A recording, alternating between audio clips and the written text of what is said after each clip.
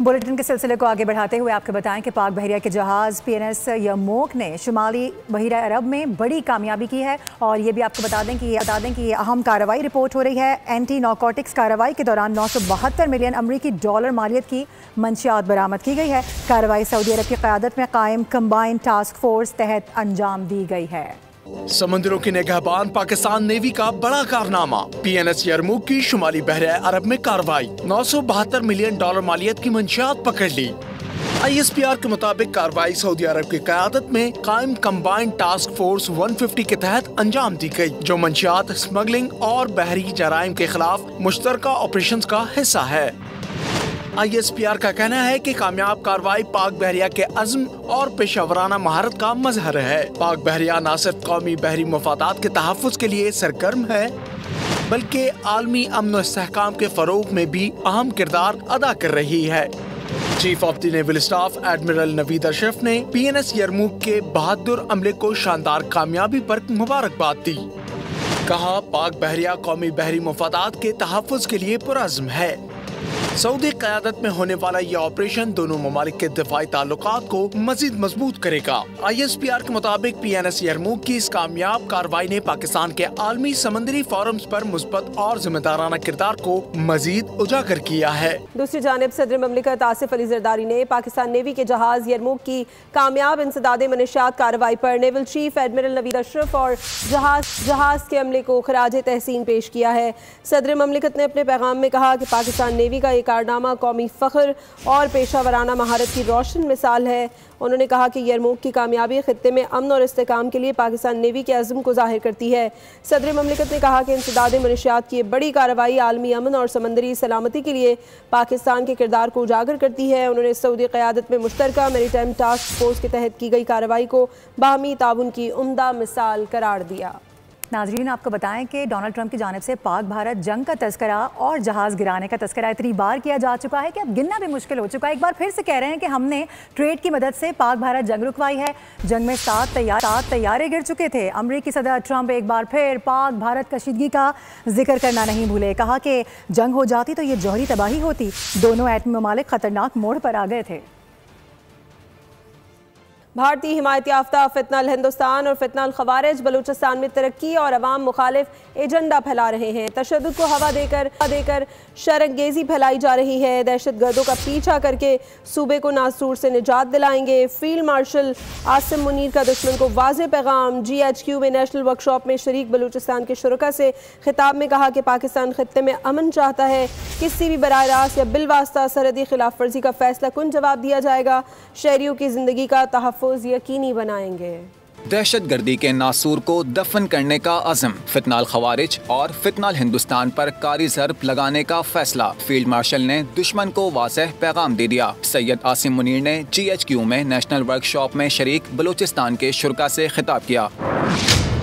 कहा कि दहशत गर्दी के मुकम्मल खात्मे तक कार्रवाइयाँ जारी रहेंगी। पाकिस्तान अमन व इस्तेहकाम का ख्वाहां है, मगर मुल्क की सालमियत पर किसी भी हमले का सख्त और फैसला कुन जवाब दिया जाएगा। भारत के हिमायत याफ्ता फितनाल हिंदुस्तान और फितनाल खवारिज अवाम दुश्मन और तरक्की दुश्मन एजेंडे पर कार फरमा हैं। बलूचिस्तान पाकिस्तान का फ़ख्र है। बासलाहियत मुहिब्बे वतन और बाहिम्मत अवाम ही इसका असल सरमाया हैं। वफाकी और सूबाई हुकूमतें बलूचिस्तान की समाजी और मुआशी तरक्की के लिए अवामी फलाह पर मबनी इक़दामात कर रही हैं। बलूचिस्तान की मईशत में बेपनाह इम्कानात मौजूद हैं। इन मौक़ों से अवामी फ़ायदा यकीनी बनाना लाजिम है। सदर ममलिकत आसिफ अली जरदारी 4 से 6 नवंबर तक कतर का दौरा करेंगे। ज़राए बता रहे हैं कि सदर दोहा में दूसरी वर्ल्ड समिट बराए समाजी तरक्की में भी शिरकत करेंगे। दौरे में सदर ममलिकत की अमीर कतर शेख तमीम बिन हमद सानी से मुलाकात मुतवक्किह है। इसके अलावा दोहा समिट में अक़वाम मुत्तहिदा के सेक्रेटरी जनरल एंटोनियो गुतेरेस समेत आलमी रहनुमाओं की भी शिरकत होगी। 1995 की कोपेनहेगन कॉन्फ्रेंस के तसलसल में ये दूसरा आलमी इजलास होगा।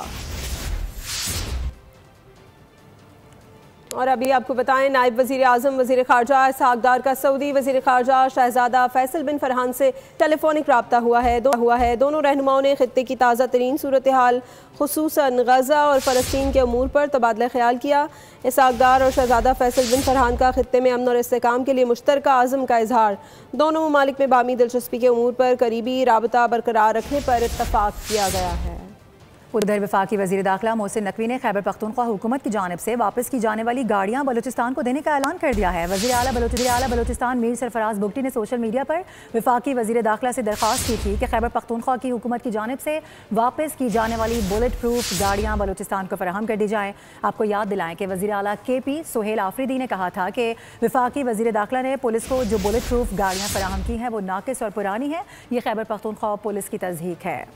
अभी आपको ये बताएं कि वज़ीर इत्तलात शर्जील इनाम मेमन क्या कहते हैं कि अगर कराची इतना बुरा है तो मुल्क भर से लोग रोज़गार के लिए यहाँ क्यों आते हैं। सिंध हुकूमत के मंसूबों को दुनिया भर में पजीराई मिल रही है।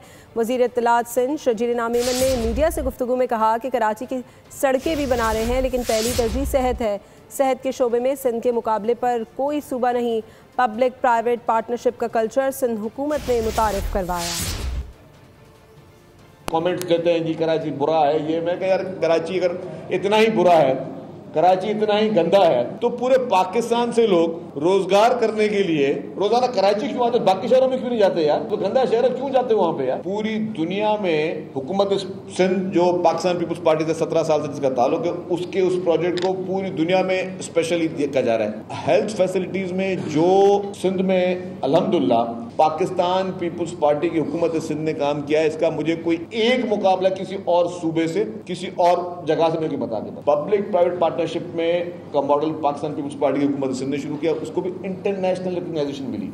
अदालती कार्रवाई का जिक्र करते हुए आपको बताएं कि अलीमा खानम के चौथी मरतबा नाकाबिल ज़मानत वारंट गिरफ्तारी जारी किए गए हैं। अदालत की जानिब से गिरफ्तार करके पेश करने का हुक्म दिया गया है।